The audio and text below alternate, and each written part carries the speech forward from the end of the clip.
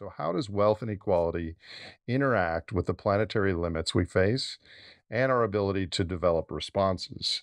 And how do we overcome that? And what are some primary challenges you see with eventually implementing those type of solutions?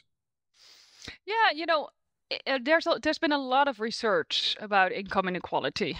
Some excellent research. So we know Piketty, but we have so many people at the World Bank and OECD and everyone looking into this, and it's just always the same conclusion. It's this what you see with empirical data updates is, for example, is that um, this idea of trickle down economics, it's hard to find in the data. There's not really empirical evidence for it.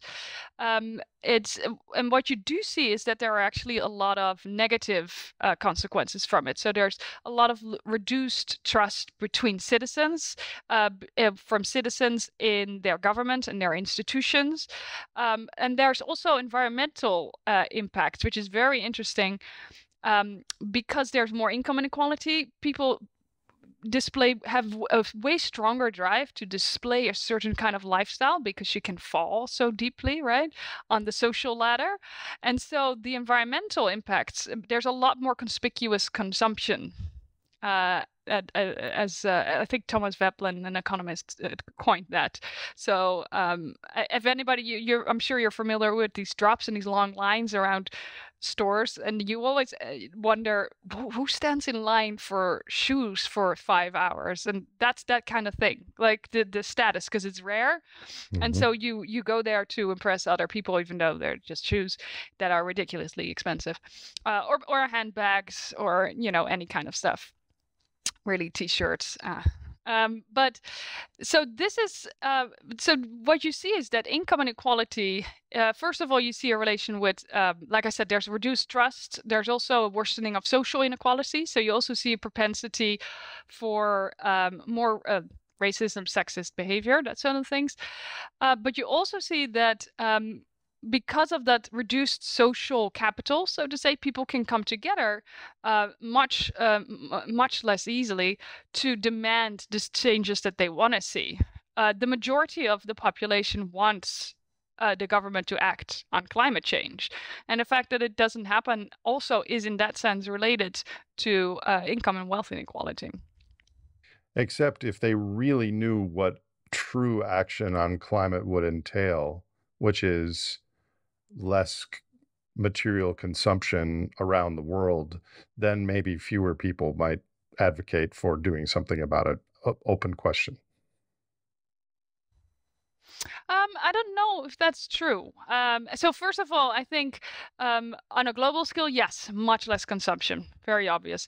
I would say that most of the consumption, say the luxury consumption, lies in the West, so in the rich world. So I would, for in developing countries, in let's new economies, but which is basically most of the world, uh, they growth makes sense also in material use.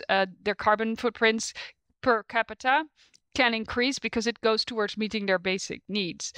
I think it's a very different story for the richer economies. But again, I don't know if that is such a loss. I don't know about you. I think a lot of people on this podcast, and I think in general, they just do these things because they happen. I think a lot of the things, when you look at the circular economy, it's just the new ways of doing things that really aren't that hard. And I think uh, there's some really interesting research in how to how to do these social needs that we have met that we're today, what we're doing, and we're meeting our social needs through quite resource intensive ways, and you can do them differently. And what it would take is way more labor intensity in exchange. And I think Like that's a like food win-win for one because we are example. already craving that. Sorry? Like food for one example. We could grow good, healthy, nutritious food without a lot of fossil inputs, but we're going to need a lot more hours and percentage of population working on regenerative agriculture, spending time in the garden and the fields rather than on the internet or whatever else they're doing.